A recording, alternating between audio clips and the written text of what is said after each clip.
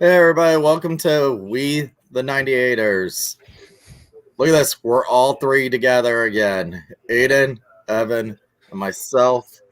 This got to be something special. There's got to be like some, I don't know, some playoff game or something going on tonight that we're all three sitting at our houses and able to do this show together. Playoffs? You're talking about playoffs? I know, I can't imagine what would be going on. Something going on in less than 30 minutes, I think. Yeah, so if you guys see us like turning our heads and not paying attention for a minute, it could be something Tampa Bay Lightning. But hey, let's talk about a little team across the bay from the Lightning called the Tampa Bay Rays. Aiden, since we talked last week, they've gone 5-2. What did I say? That's what I said they had to do in this homestand. And swept the Mets, and then they were looking pretty bad against those first two games against the Yankees. And then they brought back the old hit show on that game 3 and have not stopped since. I'm sure Tyler Glasnow's like, why can't they hit when I'm pitching? Like, why? Come on, guys. Like, I was talking with some people who are Mets reporters, writers, whatever on Twitter. They said Tyler Glasnow is the new Jacob deGrom with the lack of run support and how dominant he's been pitching. And I could not think of a better comparison right now for Tyler Glasnow. Tyler Glasnow has been on his game, and the fact that the Rays can't give him run support when he's starting hurts. Because imagine if the Rays gave him, even if it was 2 runs, we'd probably have won 3 more ball games than we have this year. Now, don't get me wrong. I love the fact that we swept the Mets, okay? We took 1 out of 3 from the Yankees. Great. We can't beat the Yankees 18 games every year. Like, let's not sit here and pretend like we can win every series against the Yankees, because they do have a star-studded lineup. But what we can say is the fact of the matter is that we're in a good spot right now, and the fact that the pitching and hitting has all clicked, and they didn't just click for 1 game, it's been 4 straight games. It's great to see. I will say this about, don't say F the Mets too much, because I went on Saturday and Mets fans are probably the most nicest, gracious people I've ever met. And I will tip my hat off to the Mets fans that were sitting around me at the game on Saturday. They were really nice. But you know, what I saw on Saturday was clicking on all cylinders. These guys were aggressive on the base path. These guys were timely hitting. I mean, and when they looked like they were down, boom, they were coming right back with hits, and it was a good game to watch. That's what I want to see on a consistent basis every single series they go into. Now, if they lose but they play like that, I'm okay with that. But when they lose like they played against the Yankees, that's a different story. But this is what you want to see, you know, headed into a road trip, which they're going into right now. So that's I was great sweep against the Mets. They look good. Let's put road trip in quotation marks there. Yeah. We're going to Baltimore and then Dunedin. Like, I know. Let's put this in quotes. And that's in the Baltimore series is the one you got to take it to the Orioles. I mean, obviously they're in last place right now, and those are the games you want to win. Going into Dunedin or Toronto 2.0, you know, that's going to be a good series against them. Those are the games that you're going to want to pick up ground and to get on the Red Sox. That's what we want to see. Well, and Toronto is going to be closing out Dunedin with that Tampa Bay series, so they're going to be looking to go out with a bang here in Dunedin, in our own backyard. And the reason why the Mets fans are so nice is because they're always used to playing second fiddle to the Yankee fans. Hey, look, I saw this tweet. I didn't want to say it, but I feel like it's true. As of the past 2 years or so, the Rays own New York. The Rays have shown that they can beat New York baseball teams. Yes, that is very true. That is it's so crazy too, because you've got the Mets who have made significant moves in the offseason, But it's the Mets. They always start off strong, and then after the second half of the season, they go right down the toilet. So Mets fans, enjoy it while you can, because this is probably the start of you guys sucking a lot. Let me tell you, James McCann, who was their big hitter free agent because Francisco Lindor was traded, looked flat. I mean, obviously he looked good behind the plate, but as a hitter, and he looked flat. Like I don't understand that connection there. And look, Francisco Lindor overpaid. Maybe he's starting to get hot. But we're seeing his weakness. And the fact of the matter is, Rays pitching did a great job of limiting the Mets, which offense can get going. Dom Smith and Pete Alonso being a local product, can hit. I mean, we saw it with that home run he hit. But the fact of the matter is that Rays pitching, and the person I give props to the most, Josh Fleming. Josh Fleming pitched a great game. And I think he was my player of the series. You're not going to give any props to Rich Hill, a.k.a. Dick Mountain, for the fantastic performance he had the other night? I mean, it's there too, but in my opinion, it's hard to say it this way, but I expect that out of Rich Hill, where Josh Fleming being a rookie, you don't expect these kinds of performances he gave you at the end of last year and this year. He has been dominant. And the fact that you compare that with right now, all 5 starters are hitting on cylinders, or all 4 starters, or whatever you want to call it. McClanahan looked better outside of that little iffiness he had there. But right now, all of the pitching staff is hitting on all cylinders. And the fact that the bats are starting to come around, if the Rays can keep this going, they're a dangerous team for anyone to face. I really like what I saw out of the return of G-Man Choi today. He was, 2 for 3 today. Looked great on first base. Welcome back, G-Man Choi.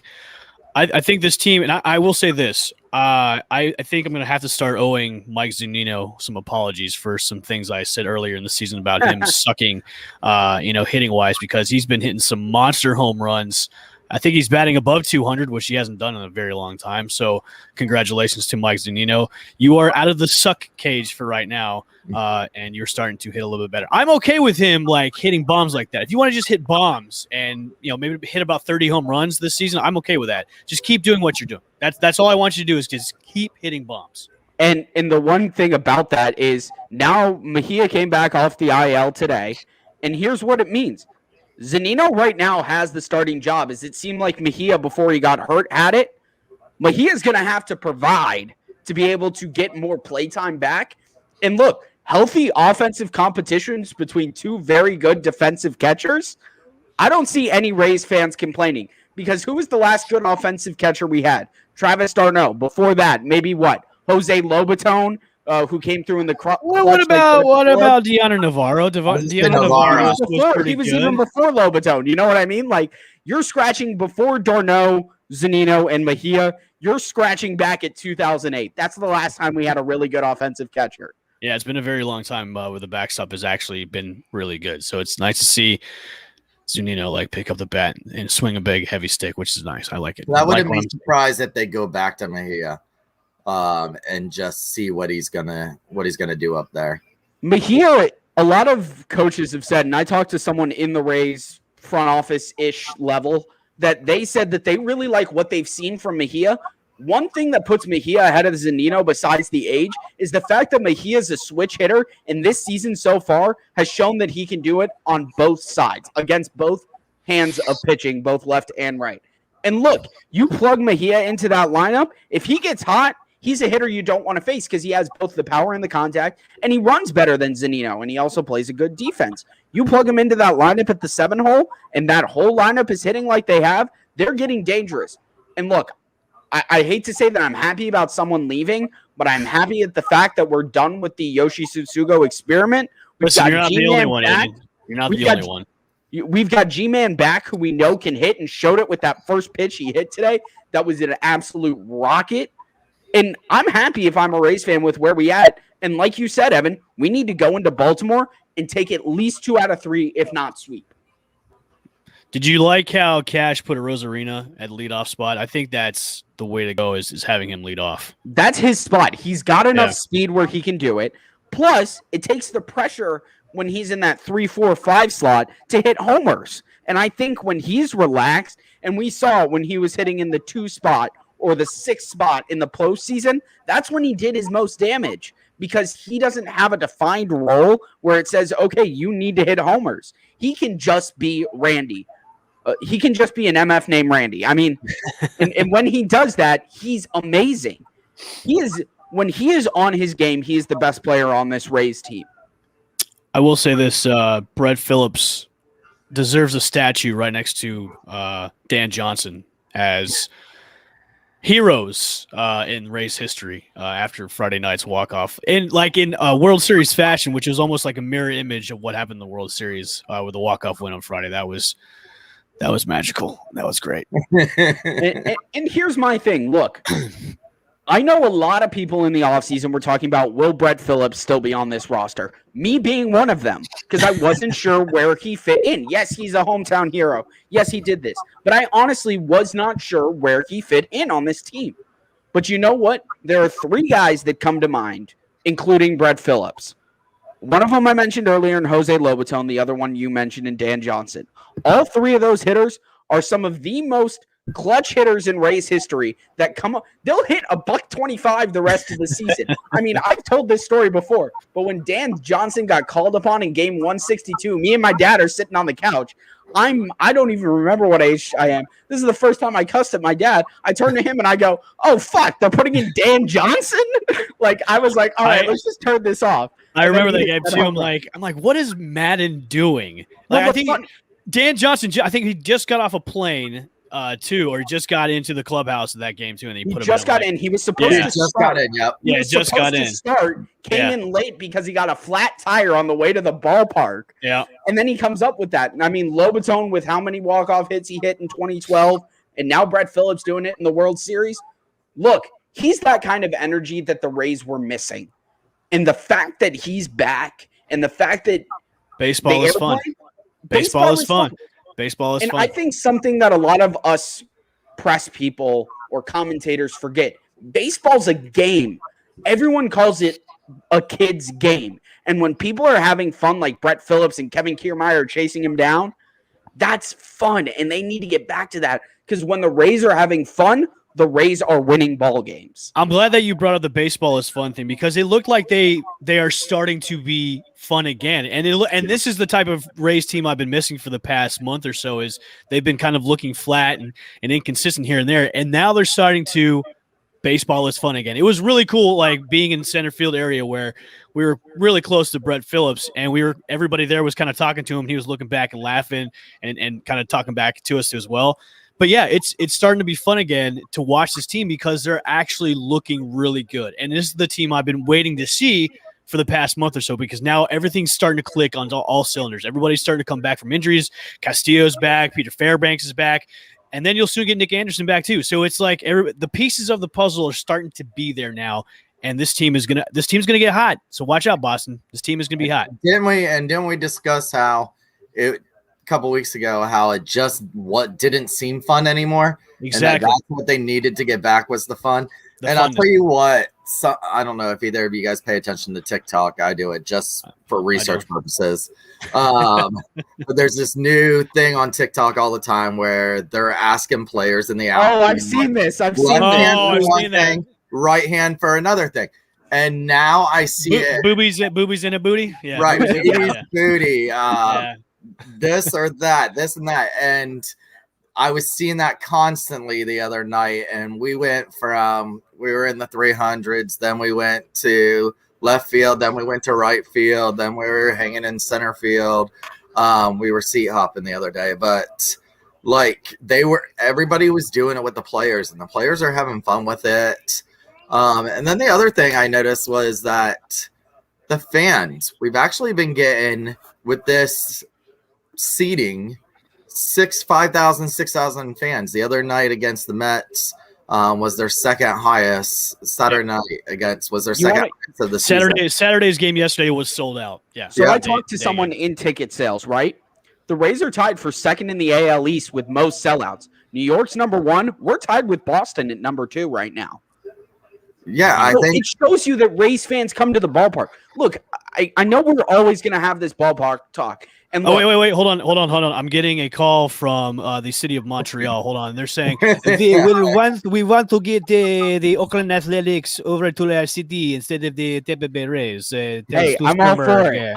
Me and Schoolie talked about this last week. I said, all right, Oakland can go to Montreal. You know, we don't have to hear that talk anymore. Look, Exactly. Oakland fans, we sympathize with you. We understand. We know what you're going through. We do. But here's the thing. The problem is not Tropicana Field as a stadium. Like we've always said, it's location.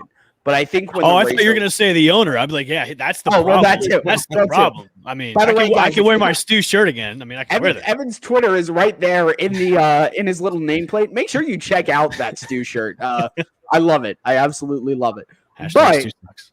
Exactly. But the thing is as soon as the Rays are winning and having fun, fans come out. We also have one of the best TV markets in all of baseball. Now, the Bally Sports app sucks.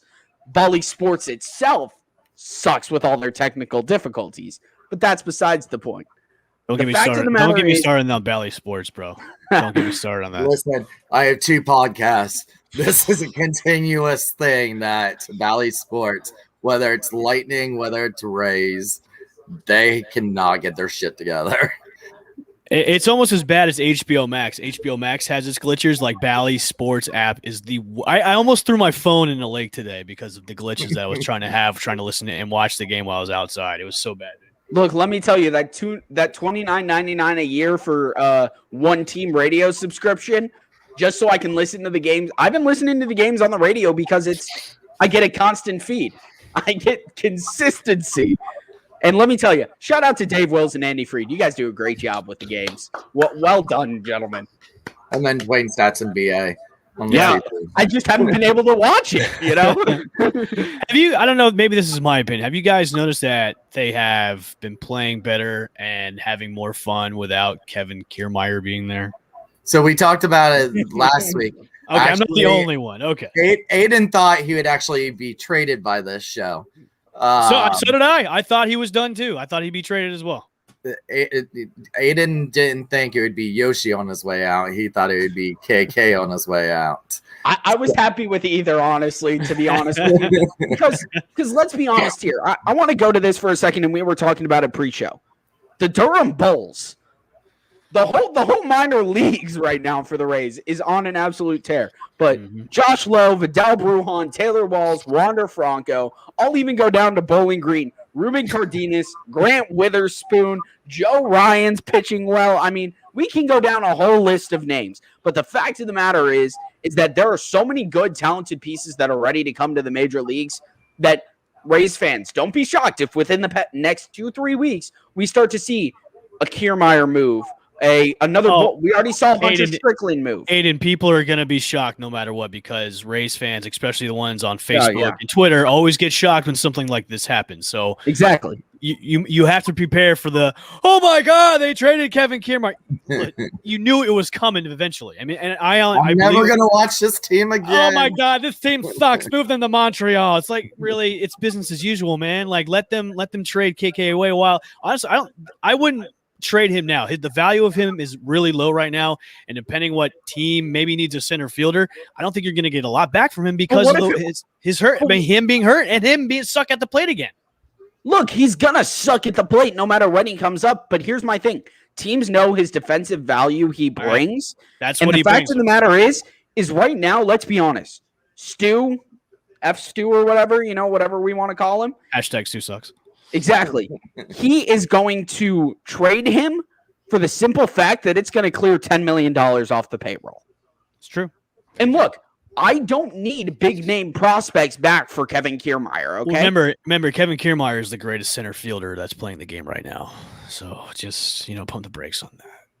The prettiest. And the prettiest too. I'm just gonna, where's the exit button on this podcast at this point? No, those are Kevin Kiermaier's words. He's the greatest center fielder. Those are his words. He's the greatest center fielder. Those are his words. Defensively, I went to a Yankee game. Top 5.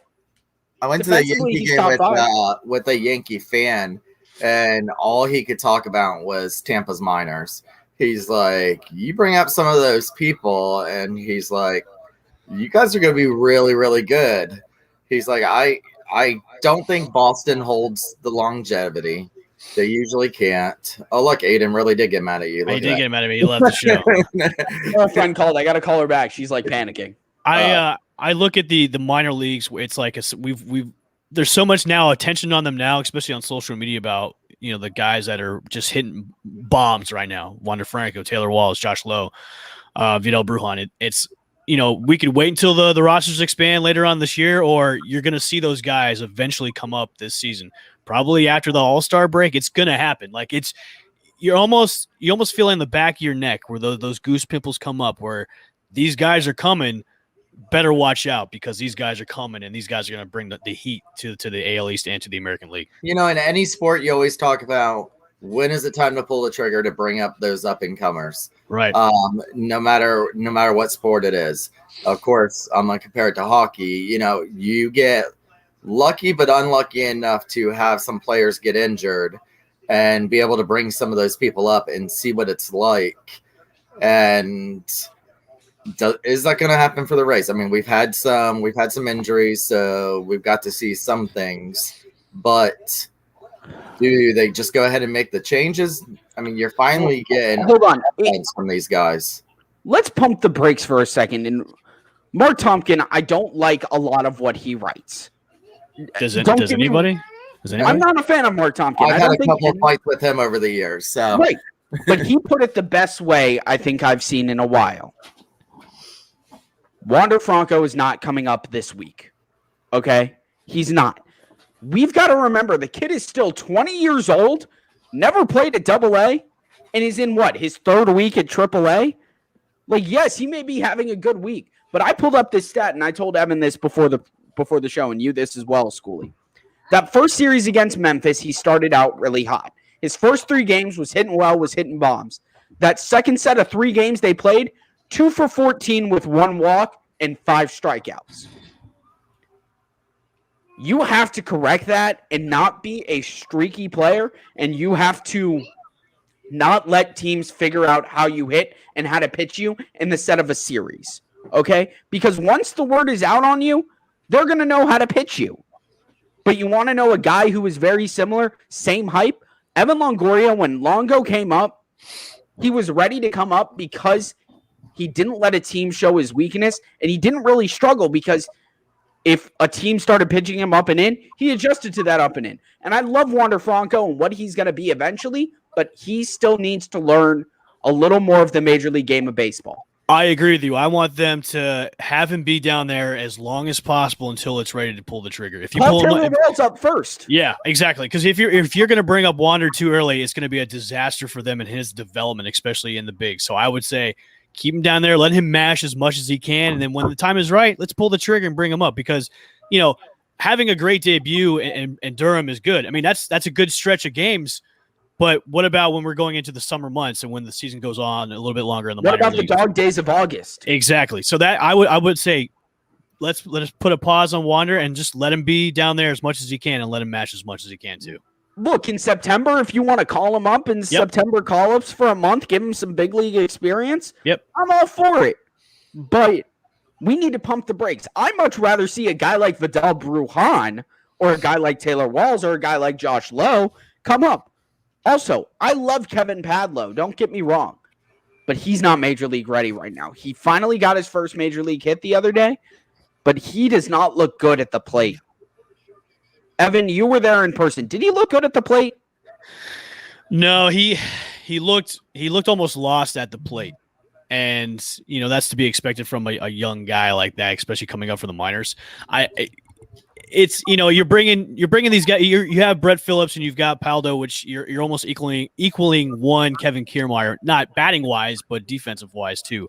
I look at this. You're bringing up these guys as almost a test to see what they can do possibly in the bigs. So if they're probably going to obviously send them down when Kiermaier's back in. But then if they're going to bring up another guy to replace another guy in the outfield, let's see a Josh Lowe. Or maybe bring up a Vidal Brujan, because you can make those moves in the roster too as well. But yeah, on Saturday he looked overwhelmed, and that's the key word. He looked overwhelmed. and that's to be expected. So, question for both of you: who would you bring up, and who would you sit down? Who would you get rid of? Kevin Kimar. No, I'm sending down Kevin Padlow and calling up Taylor Walls. Yeah. Let Taylor Walls play second base more consistently. You can leave Brandon Lau in the outfield. You can let Joey Wendell play third. Or even you could even theoretically move Willie Adames to second, play Walls at short. There are endless, play Joey Wendell at second, play Walls at third. There are endless combinations.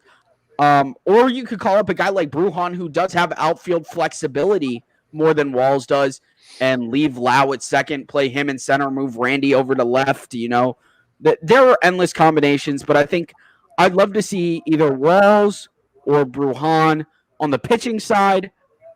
I wish Honeywell would get a little more of a chance. I agree. Amen there. Amen. Yeah, I agree with you on that one. I mean, it's so hard. And here's the thing.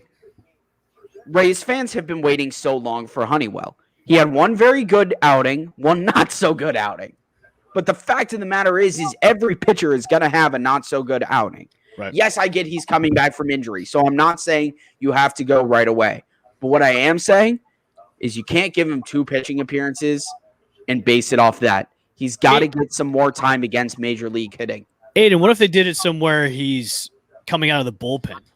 I love that. I honestly almost think like an a la David Price kind of deal, like where they for put the Price Rays, for the Rays in the future. For the Rays in the future, I think Honeywell with his pitch mix is a lockdown closer. I don't think he's a starter because of the Tommy Johns, because I don't know how far he can get stretched out, but also the guys behind him, McClanahan, Fleming, Boz. I mean, there's a whole list of guys in the minor leagues right now who are starters. The fact of the matter is he doesn't have that 99 to 100 velo to be a starter and consistent, but his breaking stuff is so deceptive that him as a lockdown 8th, 9th, a Castillo and Anderson type could be one of the most dominant relievers we've seen in Tampa Bay. You put him as the 7th inning guy or the setup man with that screwball. You put him have a guy like Glasnow who's touching 100 or McClanahan who's touching 102. Yeah. Go to Honeywell where he's throwing 94, 95, but that screwball falls off the table. You're not going to be able to hit that. It's why Chaz Rowe was so effective last year, because they did that.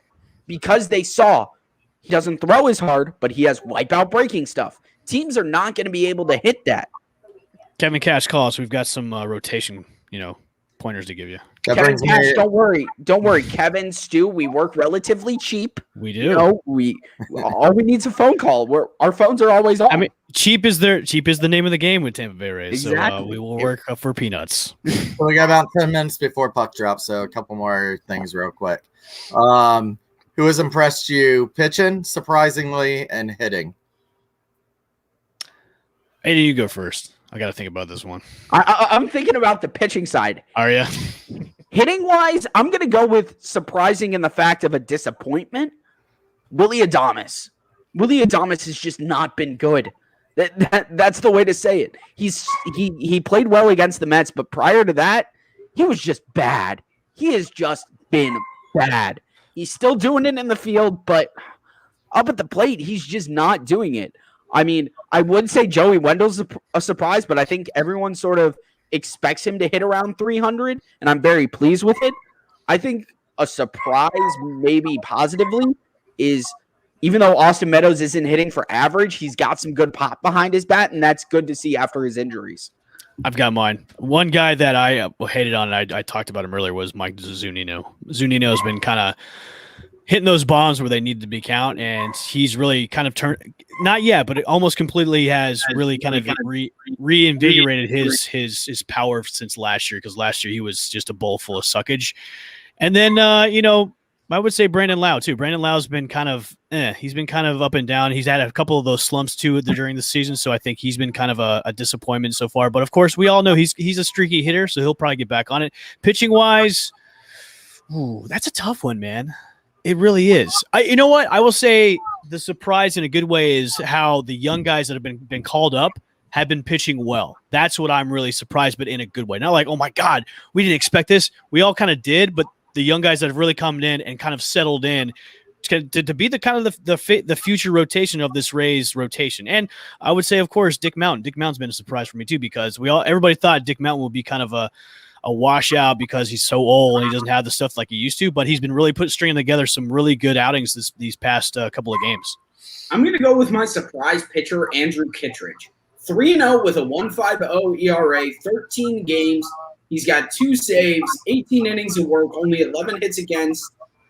He's got 15 strikeouts and 5 walks, but a .89 whip. Opponents are only hitting a $1.75 against him. Has really been our best reliever all year, and I think I didn't see that coming from Kittredge. To be honest with you, I saw him as what Jeffrey Springs is, the guy who comes out in a blowout game just to eat innings. And the fact that he's doing well is great to see for Rays fans. I'm really impressed with Hill. Dick Mountain. Dick Mountain.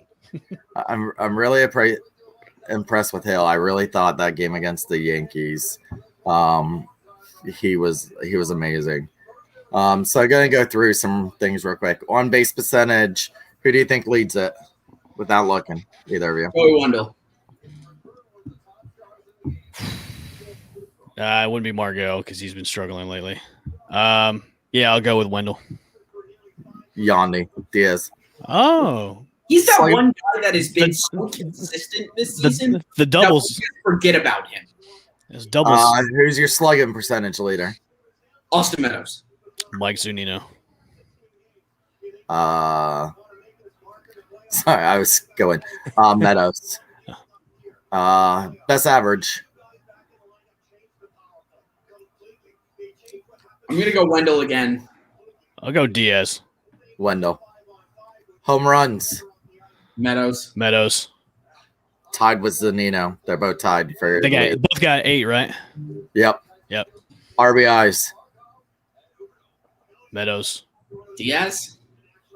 Margot and Meadows. Ooh. Little Manny Margot action. Mm-hmm. Stolen bases. We've stolen a base this season? Yeah, I was going to say, have we stolen 8 base at all? 5. Really? A Rosarino? Phillips.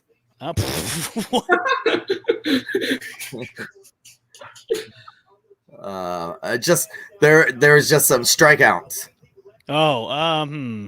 Hitter or pitcher? Hitter, What? probably. Hitter. Well, Susugo before he got traded. I'm going to go Meadows. Who do you say, Evan? I was going to say, well, I said Susugo, but Adames? Randy. Oh. Rosarena has it. Wow. Can't really do any of the pitching stats because it's all glass now. True. ERA glass now, wins glass now, strikeouts glass now, saves Castillo, hitters in position glass now, innings pitch glass now. All right, Evan, I want to ask you this question before next week, and you too, Thomas. Sure.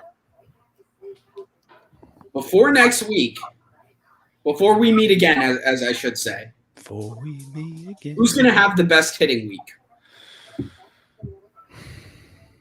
Let's see. Who do we face? Baltimore, and we face the.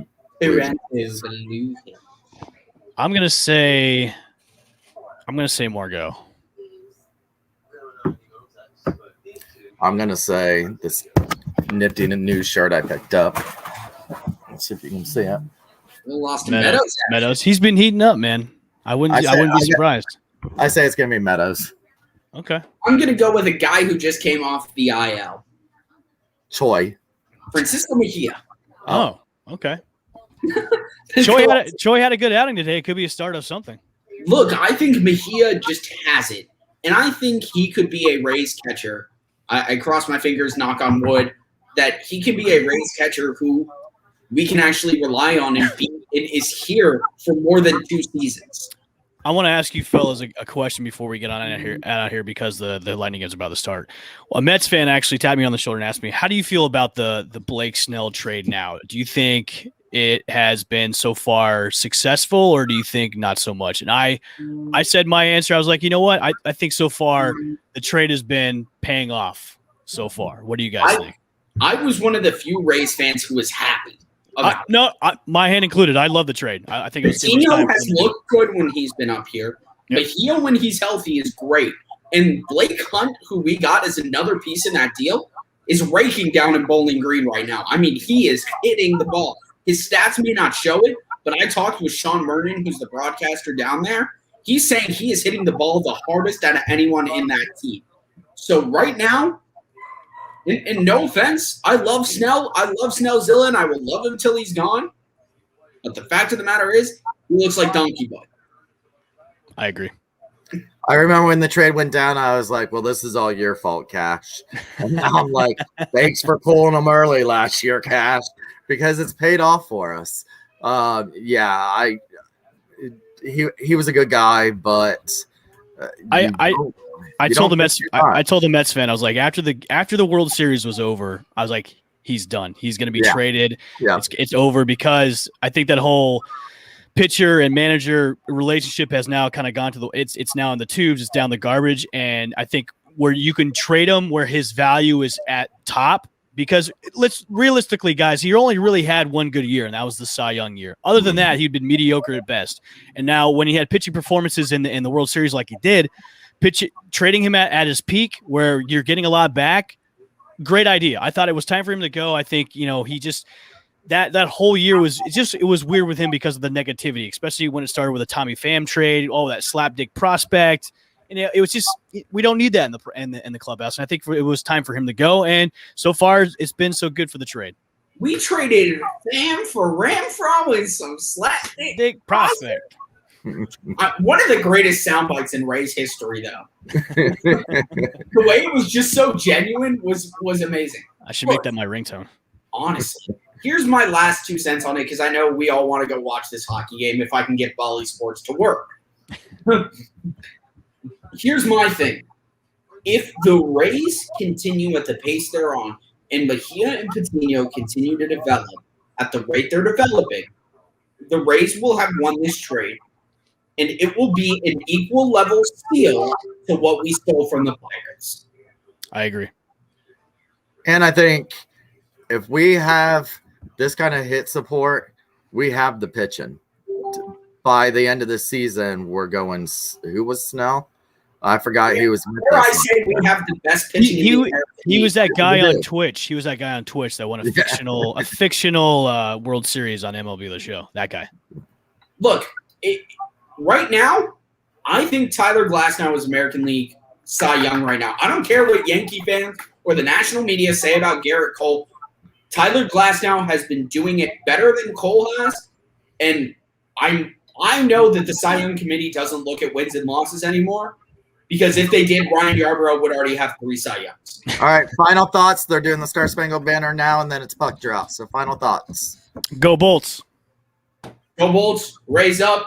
Let's come back with a 6-0 record. Let's go, boys. Fucking go defend this cup, and let's Make sure to tune in tonight to defend. Right after the game's over, the Thunder will be broadcasting until wee hours of the morning, hopefully drunk with happiness. So until next week, we the 98ers. We will see you next week, everybody. Hashtag 2 sucks. Hashtag 2 sucks. 2 sucks.